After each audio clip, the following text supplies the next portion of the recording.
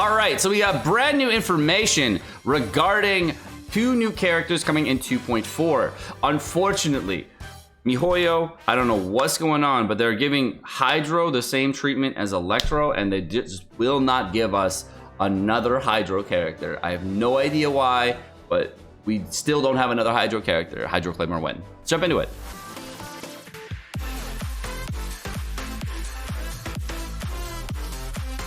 All right, so the first character that we got new information on is gonna be Shenhe, and she's yo, that's a must summon character. I don't even care. 100% must summon. I got some Sarah vibes with the overall kit, the way that it kind of looks with her. Dang, that is an uber waifu.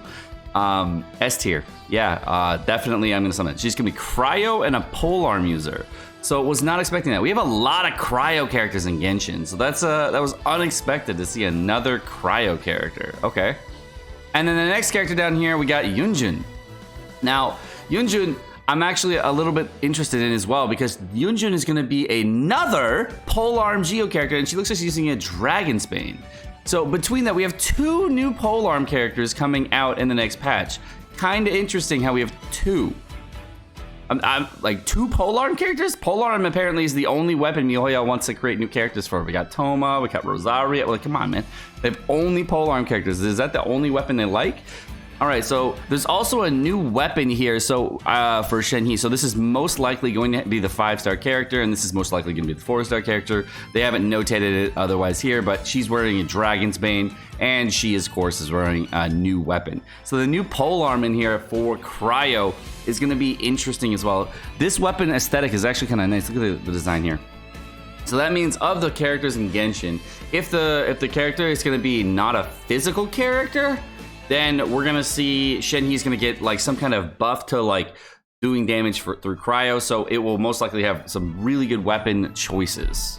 All right, so for those of you who are looking to get a weapon, let's see, where's the weapons? Okay, so for those of you who are looking to get a weapon, for weapons for Shenhe, my thought process is that she is a Cryo polearm user. So right now, for the next 2 days, the Staff of Homa is still going to be live. And it is widely considered one of the best weapons in Genshin Impact. So just know that this weapon overall could be a really good choice for Shenhe going forward if you're not going to be picking up her signature weapon along the way. The main reason being is because it's a crit damage weapon. Now, the reason that's super important for Shenhe as a Cryo polearm user is because of the Blizzard Strayer set. All right. The Blizzard Strayer set, if you're not aware, has a component on it where you're going to get 15% cryo damage as well as have a 20% crit rate as long as they have just the cryo element applied to them. And if they do have a frozen condition, that's an extra 40% crit rate. So overall, it is one of the strongest sets in the game, especially for cryo characters. So if she's going to be a fully cryo character, that would be a really good weapon for her, because the Staff of Homa being crit damage, not relying on crit chance, will be the overall optimal choice as far as anything that we could potentially know.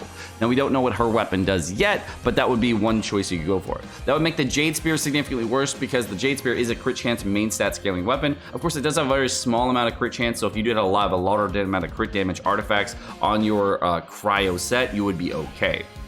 Another weapon potentially would be Engulfing Lightning. Engulfing Lightning is a decent choice here, because if she is going to have a high energy burst cost set, this could actually be an okay weapon for her. Skyward Spine is always a balanced weapon between energy recharge and getting crit rate as well, so that's a decent option. Now, the 2 weapons I'm most interested in for Shenhe going forward are going to be the Wavebreaker Fin, which is going to be a very high burst damage weapon, and then the Catch. We all have a lot of free weapons. Many people have Deathmatch, Lithic Spear, etc., but there's a lot of options for her, and I'm not sure, but based on her name, she could be from Liyue or Liyue. You guys, do you think she's from Liyue? Based on her name, there's no orientation of where she's from, but because of her name, it's got a Chinese kind of feel to it. I've never heard of anything in Japanese like that Shenhe, so I highly doubt it's gonna be like Raiden or something like that. So I assume she's from Liyue. So a Lithic Spear could also be good. So when she gets a rerun in 2.4, that's gonna be when the Lithic rerun could happen. So I think that that's gonna be for her specifically. so that a lot of Liyue characters get that. Maybe we'll get a rerun of like Zhang Ling and some other characters as well at that time too. So we might get like a big Liyue resurgence. All right, and then Yunjin is most likely also a Liyue character based on just the name of the character.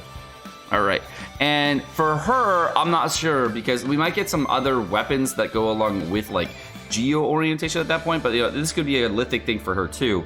So this is actually a really good thing because the Lithic Spear, if you didn't know, is one of the most powerful weapons in Genshin for a 4-star weapon. The weapon overall is based on if you have Liyue characters in your team, and a lot of the problems with Liyue teams is that there's not enough Liyue characters to make up for it. So the weapon at Refined 5 is a 44% attack increase weapon, and before you add in the attack percentage from the main stat, and it's got a high base attack with a total of 28% crit chance, which is actually higher than that of the Jade Spear and less than that of the Deathmatch, but it's still, like, as far as a crit chance and attack percentage weapon goes, it's the overall highest value weapon for the amount of stats that you can obtain for any weapon in the game for a 4-star weapon based on crit chance and attack percentage. So it is the best 4-star weapon if you can get 4 Liyue characters.